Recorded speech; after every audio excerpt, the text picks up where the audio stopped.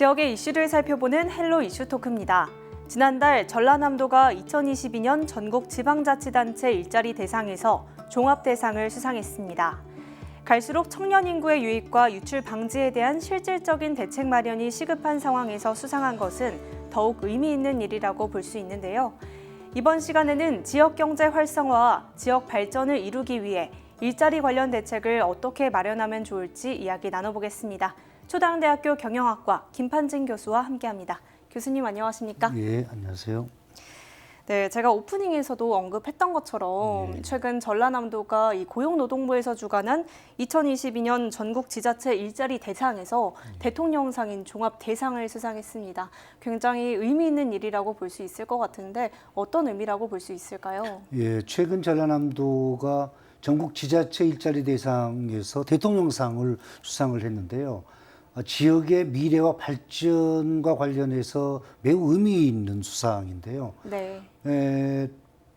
이와 같은 우리 지역의 아주 중요한 소식을 지역 언론에서 중요하게 다루지 않고 있더라고요. 그래서 상당히 의아해하고 있는데요. 경제학자의 입장에서 이번 대통령상 수상은 정말 수도권이라든지 쟁쟁한 지자체들을 물리치고 우리가 대상을 받았다고 하는 것은 여러 가지 면에서 의의가 있는데요.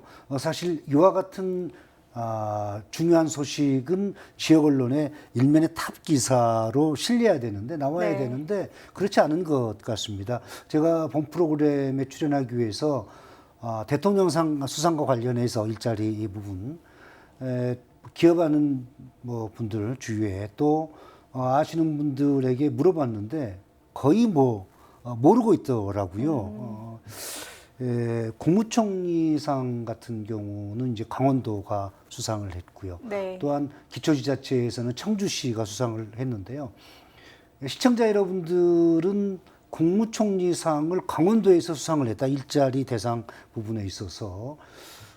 강원도에 있다면은 피서철의 휴가지로 많이 알려져 있고요. 또 상가바다가 생각을 하실 텐데 강원도가 최근에 원주의 핵심 도시를 중심으로 해서 기업들의 입장에서 기업하기 좋은 지역으로 굉장히 핫한 지역으로 떠오르고 있습니다. 이와 같은 강원도라든지 수도권에 또 경상도의 쟁쟁한 광역지자체들을 물리치고 우리 전남도가 대통령상을 수상을 했다고 하는 것은 정말로 아무리 좀 자랑을 해도 지나치지 않을 정도로 우리 지역에 있어서는 긍정적인 소식인데요. 사실 지역의 언론이라든지 또 여러 가지 지자체도 마찬가지인데 홍보적인 부분에서 조금 미흡한 것 같습니다.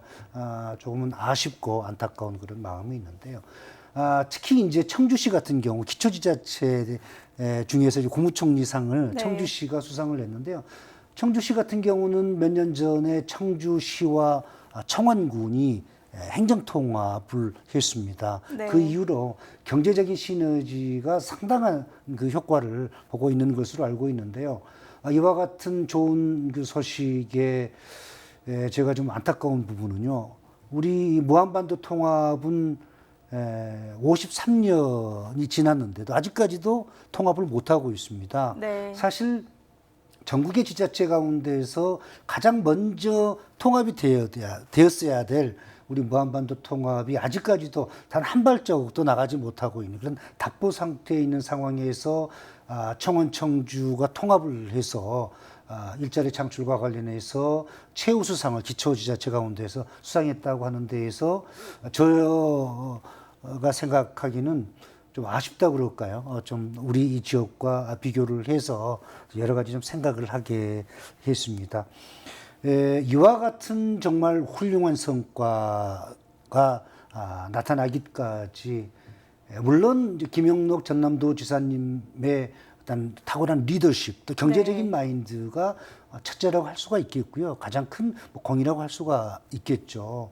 이와 더불어서 도내 또 지자체들의 어떤 그 노력, 특히 이제 공무원들의 노력이 이와 같은 좋은 성과를 나타내는데 분명한 큰 몫을 했다고 생각을 하고요. 또 하나 이번 그 수상의 영광에 있어서 의미를 찾자면은 사실 우리 지역은 뭐 변변한 대기업이라든지 다른 지역에 비해서 중견기업의 수가 절대적으로 적습니다. 네. 이러한 상황에서도 쟁쟁한 경쟁자를 물리치고 영광스러운 상을 수상했다고 하는 것은 우리 지역의 미래와 경제 발전에서 중요하지만 또 우리 도민들에게 희망을 주었다는 것, 비전을 제시해 줬다는 측면에서 매우 긍정적으로 받아들일 수 있다고 얘기할 수가 있겠습니다. 네, 쟁쟁한 지역 속에서 좀 물리치고 우리 지역이 타 지역과 비교했을 때 중견기업이 없음에도 불구하고 좀 긍정적인 비전을 제시해 주신 것 같은데요. 이제 수상 내역을 살펴보면요. 전남 지역 시군에서는 광양시와 무안군이 최우수상을 그리고 그렇습니다. 여수시와 영광, 강진, 장성군이 우수상을 수상했더라고요. 이 결과를 보니까 전남 지역 지자체들이 일자리 사업이나 또 관련 대책들을 잘 수립해서 좀 얻은 성과라고 볼 수 있을 것 같은데 이 교수님께서 보셨을 때는 눈에 띄는 정책들이 있었나요?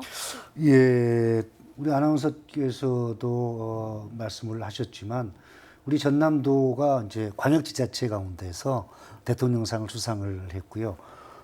무안군과 광양시가 이제 최우수상 그리고 여수, 강진, 영광, 장성군이 우수상을 수상을 했는데요.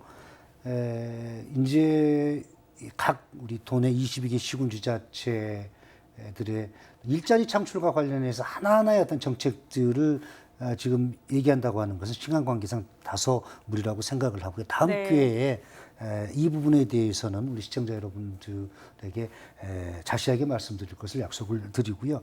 특히 이번 전라남도가 대통령상을 수상하는 데 있어서 가장 높은 점수를 받은 것이 바로 광역과 기초지자체 일자리 동행이라는 프로그램을 통해서 전남도와 도내 시군 지자체가 서로 상생 협력하는 그런 일자리 창출과 관련해서 네. 이와 같은 부분에 있어서 높은 점수를 받았다고 그럽니다. 타 시도에 비해서.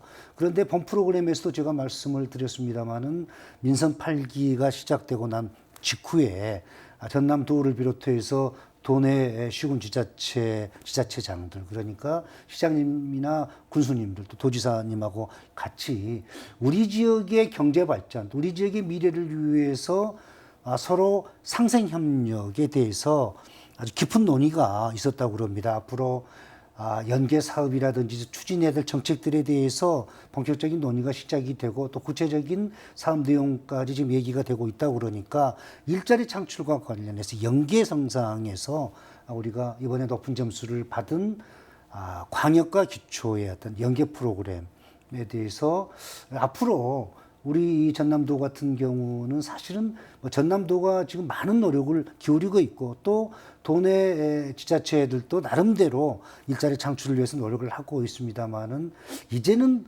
다른 지역들에 비해서 여러 가지 인프라라든지 이런 부분이 좀 상대적으로 열악한 그런 상황에서 서로 함께 힘을 합해서 일자리 관련해서 좀 서로 노력을 했으면 더 좋은 결과가 나오지 않을까 생각을 합니다. 네, 그렇다면 여기서 잠깐 좀 현황 좀 짚고 넘어가도록 하겠습니다. 현재 우리 전남 지역의 고용 상황은 좀 어떻습니까?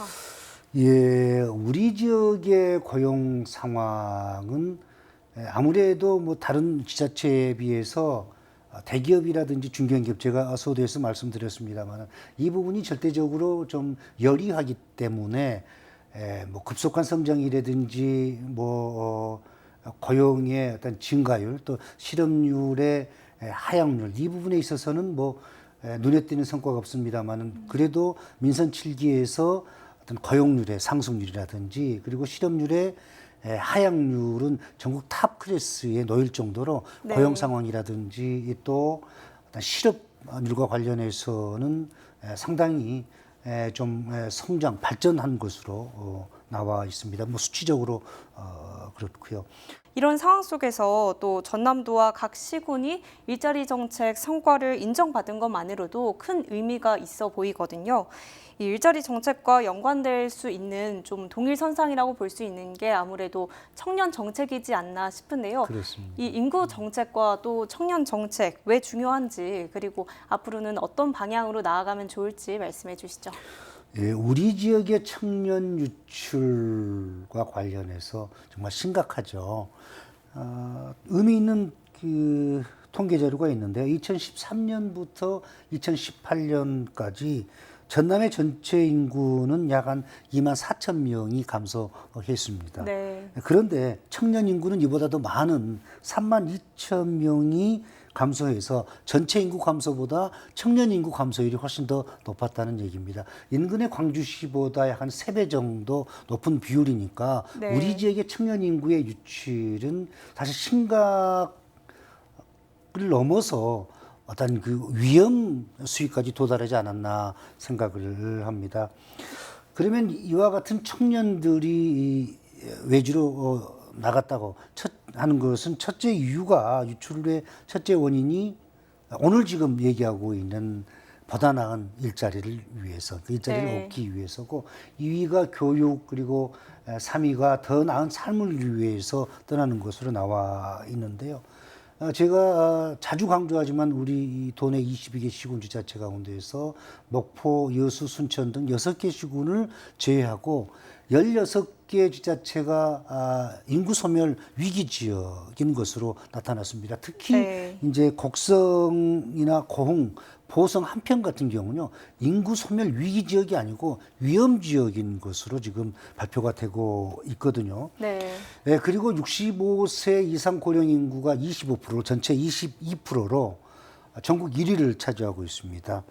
네, 이와 같이 이 청년 유출, 물론 이제 자연적인 그런 감소 분도 굉장히 중요하지만 이 청년 유출에 대한 이 부분에 있어서 우리가 민선 8기에서는 최우선 정책 과제로 추진을 해야 된다라고 제가 수없이 강조를 하고 있는데요. 인구 정책과 청년 정책은 동일성상에서 우리가 접근을 해야 되고요. 또 네. 해결책도 마찬가지입니다. 그에 따라서 이제 지역 경제 활성화 정책도 같은 이런 그 테두리 안에서 추진을 해야 되는데 이 부분에 있어서 아직까지도 어떤 청년 정책에 대한 어떤 좀 미흡도 네. 청년들의 어떤 그 유출 이 부분에 대해 심각성을 좀 느끼지 못하고 있는 것 같습니다. 따라서 전남도나 우리 도내 시군 지자체에서는 인구 정책과 관련해서 청년 정책도 같이 연계한 그런 그 프로그램이 좀 필요하다고 생각을 합니다. 네, 인구 감소 문제와 또 청년 유출이 심각한 만큼 이를 좀 동일선상에 두고 인구 정책과 청년 정책을 같이 연계해서 수립해 나가야 된다라고 말씀해 주셨는데요. 요즘 또 지역 경제 활성화의 또 다른 대안으로 구성원 간의 협력을 바탕으로 사회적 가치를 창출하는 모든 경제적 활동인 이 사회적 경제가 많이 언급되고 있지 않습니까? 그래서 사회적 경제를 통해서 일자리 창출이라든지 또 지역 발전을 이루기 위해서는 어떤 방안이 마련돼야 된다 보시나요? 예, 혹시 사회적 기업에 대해서 저게 뭐지라고 좀 생각하시는 분들을 위해서 사회적 기업이라고 하는 것은요, 지역의 어떤 공동체가 추구하는 가치, 그걸 네. 실현하기 위해서 만들어진 기업이라고 생각하시면 됩니다. 그런데 우리가 회사, 기업하면은 가장 큰 목적이 바로 돈, 수익의 극대화, 어떤 네. 이윤 추구인데요. 사회적 기업은 첫째는 지역 공동체의 어떤 가치를 실현하는 거고요. 그러니까 여기서 이제 비영리 조직이라 할 수 있고요. 그와 또 더불어서 한편으로는 영리를 추구하는 반반씩 비영리와 영리를 추구하는 그러한 기업이라고 생각하시면 됩니다. 그런데 이 사회적 기업이 왜 지금에 중요하냐면요. 요즘에 사회적인 문제가 되고 있는 취약계층, 사회적인 네. 약자에 대해서 고용이라든지 이런 부분에 있어서 사회적인 문제가 지금 되고 있는 거거든요. 따라서 사회적 기업은 정부나 지자체에서 많은 파이낸셜 서포팅이 이루어지고 있는 그런 기업입니다. 네. 따라서 일반 기업이 해결하지 못한 또 일반 기업이 어떻게 보면은 그 영역을 해소시킬 수 없는 바로 장애인이라든지 그리고 또 노인분들 또 한부모 자녀분들 가정 그리고 또 사회적인 약자 이분들이 일할 수 있는 그러니까 사회적인 취약계층이 일할 수 있는 그런 고용 관련해서 사회 네. 취약계층의 고용 관련해서 분명히 플러스 요인으로 작용할 수 있는 것이 사회적 기업이고요. 더 나아가 지역경제 활성화에 있어서 한 축을 담당한다는 그런 의미도 사회적 기업에 있어서 우리가 좀 지금은 지자체들이 또 정치권에서 이 부분에 대해서 좀 심각하게 좀 논의가 이루어져야 되는 그런 시기가 아닐까 생각을 합니다. 네, 취약계층 고용 안정을 위해서 사회적 기업이 대안으로 떠오르고 있다 이렇게 말씀해 주셨고요. 오늘 이렇게 교수님과 함께 다양한 이야기 나눠봤는데 어쨌든 오늘 나눠본 이 이야기들이 지역 발전이라는 공동 목표를 위해서 추진해 나가는 거잖아요. 교수님께서는 경제 활성화와 또 더 나아가서 지역 발전을 이루기 위해서 좀 가장 바람직하다라고 생각하는 방안이 있다면 어떤 게 있습니까?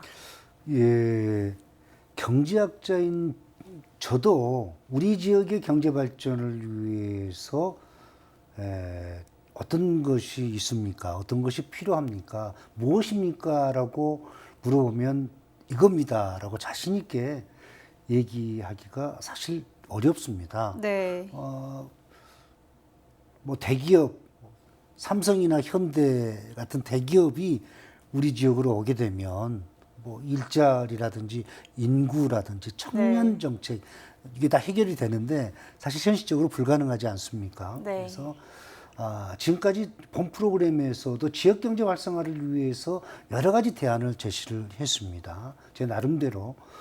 그런데 오늘 제가 일자리 창출과 관련해서 좀 말씀드리고 싶은 것은 지금까지 뭐 전남도나 우리 도내 시군지자체에서 일자리 창출, 인구정책, 청년정책과 관련해서 외지기업의 유치에 대해서 많은 시간과 노력, 또 예산이 투입이 된 것이 사실이거든요. 네. 그런데 생각만큼, 기대만큼, 또 투입되는 시간과 노력과 예산만큼 성과가 있었냐라고 묻는다면 자신 있게 예라고 대답할 수 있는 지자체는 많지 않을 것으로 생각을 합니다.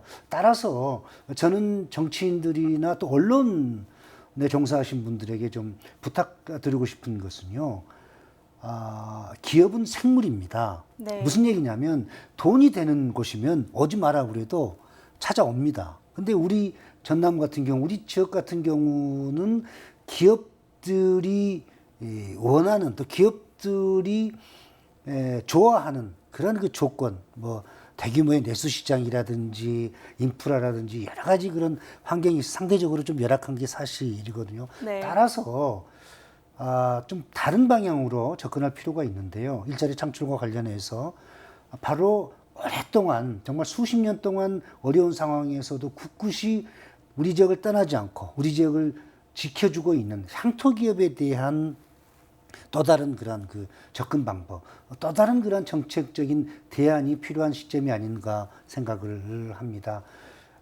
우리 지역의 향토기업은 상대적으로 상당히 경쟁력이 취약합니다. 그래서 일자리를 늘리는 데 있어서도 한계가 있을 수밖에 없는 거고요. 또 기업이 성장하는 데도 매우 제한적일 수밖에 없습니다. 따라서 많은 지자체들이 또 정치권에서도 외부 기업, 외지기업 유치를 위해서 많은 얘기를 하고 있는데 또 정책을 추진을 하고 있는데요.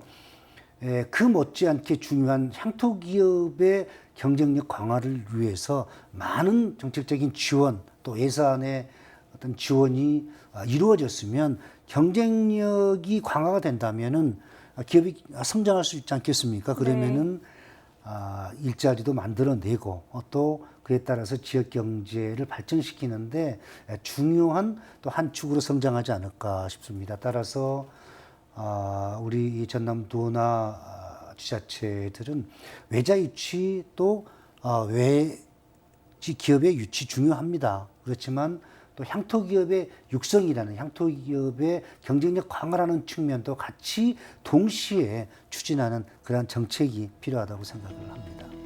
네, 향토기업 지원에 대해서 언급해 주셨습니다. 오늘 말씀 여기까지 듣겠습니다. 함께해 주셔서 감사합니다. 네, 고맙습니다.